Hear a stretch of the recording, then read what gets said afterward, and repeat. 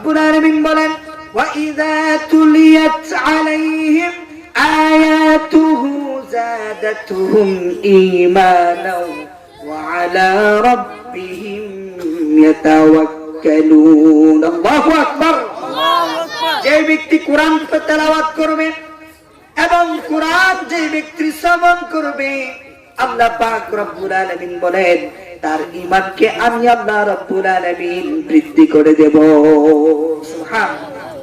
শুধু তাই নয়, এই কালামুল্লাহ শরীফ যে ব্যক্তি মুখস্থ করবে, যে ব্যক্তি কালামুল্লাহ শরীফকে মুখস্থ করবে, কাল হাসরের ময়দানে আল্লাহ রাব্বুল আলামিন ওই ব্যক্তিকে অর্ডার করবেন, তুমি পড়তে থাকো, ওয়ারাতিল কামা কুনতা তুরাতিল ফাইন্না মানজিলাতাকা ইনদা আখিরিল আয়াত।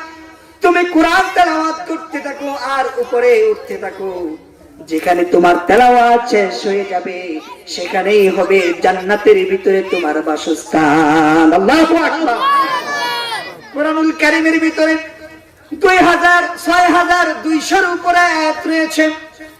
আপনি তেলাওয়াত করতে করতে যখন 6000 আয়াত তেলাওয়াত করে ফেলবেন, ওই জান্নাতের ভিতরে আল্লাহ তাআলা আপনার আমার জন্য ওই 6000 তালার উপরে আমাদের বসবাসের জায়গা করে দিবেন। সুবহানাল্লাহ।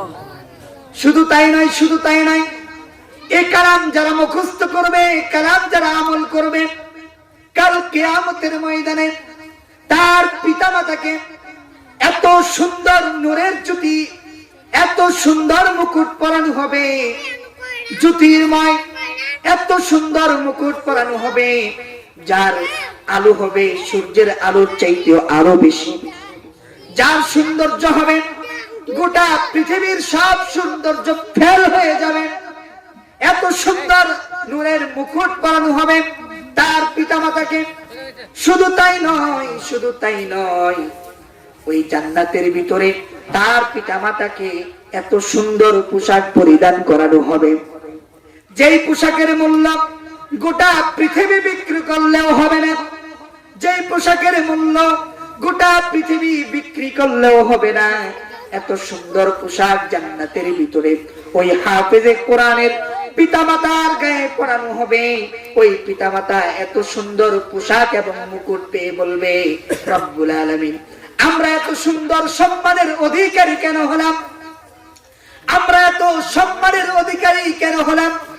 তখন আল্লাহ তাআলা ডেকে বলবেন, ও আমার বান্দা বান্দি, দুনিয়ার জমিনে তোমরা তোমাদের সন্তানদেরকে আমার কালাম শিক্ষা দিয়েছিলেন, আমার কালামকে হিফজ করার জন্য, মুখস্থ করার জন্য তোমরা টাকা পয়সা, অর্থ, সময়, শ্রম সবকিছু ব্যয় করে দিয়ে তোমরা তাকে কালাম শিক্ষা দিয়েছো।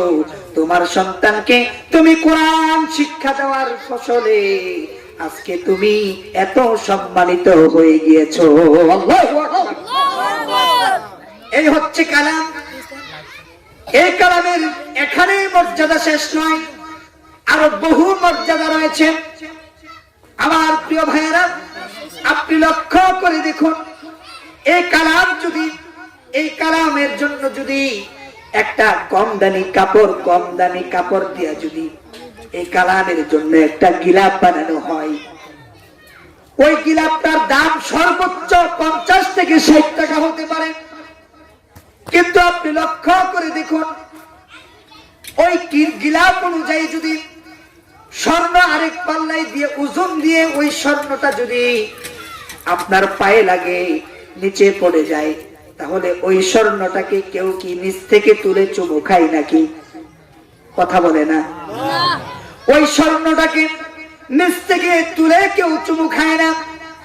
কিন্তু আল্লাহ পাকের কালামের একটা গিলাপ মাত্র 50 থেকে 60 টাকার কাপড় কিনে এনে আপনি যদি কোরআনুল কারীমের জন্য একটা গিলাপ বানিয়ে দেন, ওই গিলাপটা যদি নিচে পড়ে যায়, তাহলে সেই গিলাপটাকে সাথে সাথে মাটি থেকে উঠায়া চুমু খাওয়া শুরু করে দেয়।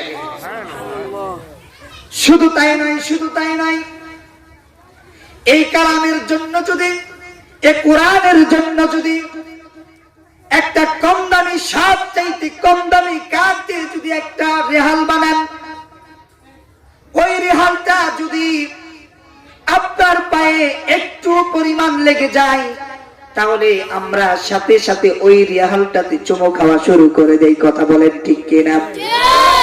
সবচাইতে দামি কাঠ চন্দন কাঠ, ওই চন্দন কাঠ দিয়ে যদি খাট বানাই, ওই খাটের উপরে যতই নাচানাচি করি না কেন, ওই খাটের মধ্যে যতই লাথালাথি করি না কেন, ওই খাটের মধ্যে আমরা একবারও চুমু খাই না। কারণ হচ্ছে ওই খাটের মধ্যে কোরআনুল কারীমের স্পর্শ হয় নাই। ঠিক কি না? তাহলে লক্ষ্য করে দেখুন এই কোরআনের মর্যাদা কত, এই কোরআনের সম্মান আল্লাহ কত গুণে বৃদ্ধি করে দিয়েছেন। এই কোরআন শুধু পড়ার জন্য আসে নাই, এই কোরআন এমন সম্মানিত কিতাব, যে কিতাবের মূল্য আল্লাহ তাআলা এই কিতাবের সাথে যার স্পর্শ লেগে যাবে তার সম্মান আল্লাহর জমিনে, আসমানের নিচে জমিনের উপরে এর চাইতে সম্মানী ব্যক্তি আর হতে পারে না। কথা বলেন ঠিক কিনা? আজকে আমরা দেখি আমাদের সমাজে আমরা যে ইমাম সাহেব গুলো রয়েছেন, বড় বড় মাওলানা হাফেজ সাহেব রয়েছেন, তাদেরকে আমরা বাড়িতে দাওয়াত দিয়ে নিয়ে খাওয়াই না? লক্ষ্য করে দেখুন, একজন শিল্পপতি যদি একজন রিকশাওয়ালার বাড়িতে আসে, রিকশাওয়ালাই চিন্তা করে ওই লোকটাকে যদি আমি খাওয়াই, তাহলে হয়তোবা এই টাকাটা আমার জন্য চলে যেতে পারে। কারণ শিল্পপতি আমাকে আর কতটুকু সহযোগিতা করবে। আর ওই রিকশাওয়ালার বাড়িতে যদি একজন হাফেজে কোরআন, একজন আলেম, একজন ইমাম সাহেবকে যদি দাওয়াত দেয়, ওই রিকশাওয়ালা চিন্তা করে আমার বাড়িতে হুজুর খাবে, ওই হুজুরের খাবারটা যেন আমার সর্বোচ্চ সাধ্য দিয়ে তাকে খাওয়াইতে পারি। কথা বলেন ঠিক কিনা? সবাই চেষ্টা করে। যে ব্যক্তি হুজুর দেখতে পারে না, আলেমদেরকে চোখের দুশ্মন মনে হয়, তার বাড়িতেও যদি কোনো না কোনো কায়দায় দাওয়াত পড়ে যায়, ওই লোকও চিন্তা করে যে না, হুজুরকে যেহেতু দাওয়াত দিয়ে ফেলেছি, তাহলে একটু ভালো মন্দ খাওয়াইতে হবে। ওই লোকও চিন্তা করে আমার সাধ্য অনুযায়ী সর্বোচ্চ পালা খাবারটাই তাকে খাওয়াবো। ঠিক কিনা? আমার প্রিয় বন্ধুরা, এই সম্মান অন্য কোনো কারণে নয়, এই সম্মান একমাত্র আল্লাহর কালামের কারণে। কথা বলেন ঠিক কিনা? এই কালামকে যারা দমাইতে চাইবে, এই কালামকে যারা বন্ধ করতে চাইবে, এই কালামের আইন যারা বাস্তবায়ন করতে গিয়ে বাধা প্রদান করবে, এই কালামের কথাকে যারা বাধাগ্রস্ত করবে, এই কোরআনের মাহফিলকে যারা বাধাগ্রস্ত করবে, বুঝতে হবে ওই লোকগুলার ভিতরে ঈমান নাই। ওই লোকগুলাকে আল্লাহ জাহান্নাম ছাড়া আর কোন জায়গা তাদের জন্য রাখে নাই। আর যারা কোরআন নিয়ে নিজের জীবনে চলাফেরা করবে, কোরআনের আইন অনুযায়ী নিজের জীবন গড়বে, আল্লাহ তাআলা দুনিয়া এবং আখিরাতে তার জন্য অসংখ্য সম্মান রেখেছেন। সুবহানাল্লাহ। আল্লাহর নবী বলেন, খায়রুকুম মান তাআল্লামাল কুরআন ওয়া আল্লামাহু। ওর চাইতে আর উত্তম ব্যক্তি আর কে হতে পারে যে ব্যক্তি নিজে কোরআন শিখে এবং অপরকে শিখায়। সুবহানাল্লাহ বলেন। আল্লাহর নবী বলছেন, আসমানের নিচে জমিনের উপরে ওর চাইতে আর উত্তম ব্যক্তি কে হতে পারে যে ব্যক্তি নিজে কোরআন শিক্ষা করে এবং অপরকে শিক্ষা দেয়। তাহলে আপনারা বলুন তো, যে ব্যক্তি কোরআন শিখলো এবং শিখাইলো, ওর চাইতে আর কোন উত্তম ব্যক্তি আল্লাহর জমিনে আছে নাকি? আমরা যারা হুজুর আছি, আমাদেরকে ওয়াজের মাহফিলে দাওয়াত দিয়ে এনে আমাদেরকে এত সুন্দর কয়েক ঘন্টা সময় আমাদের জন্য ওপেন করে দেওয়া হয়। স্টেজে আহলান সাহলান মারহাবান তাইয়িবান আলেম ওলামাদেরকে সম্মান দিয়ে স্লোগান দিয়ে স্টেজের মধ্যে তোলা হয়। শুধু তাই নয়, এই যে একটা লিফলেট দেখছেন, এই লিফলেটের ভিতরে আলেমদেরকে নামগুলো দিয়ে সুন্দর করে সম্মানের সহিত এখানে এসে কত সম্মান দেওয়া হয়। এখান থেকে নামায়া ভালো ভালো খাবারগুলো খাওয়ায়া, দেশি বড় বড় মুরগার রোস্ট গুলো খাওয়ায়া আবার যাওয়ার সময় 10,000 20,000 টাকা হাদিয়া দেওয়া হয়। এই যে সম্মান, এই সম্মানটা কি অন্য কোন শিল্পপতিকে দেবে নাকি?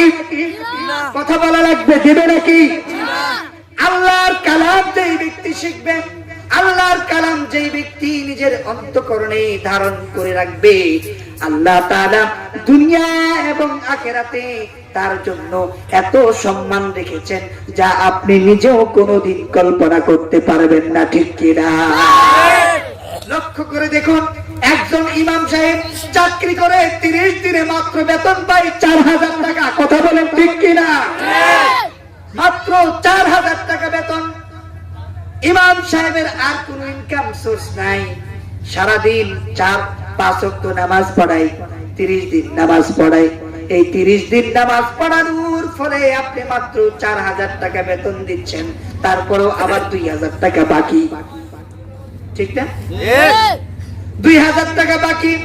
হুজুর আগামী মাসে নিয়েন। যদি টাকার জন্য যায় এত পাগল হইছেন কেন?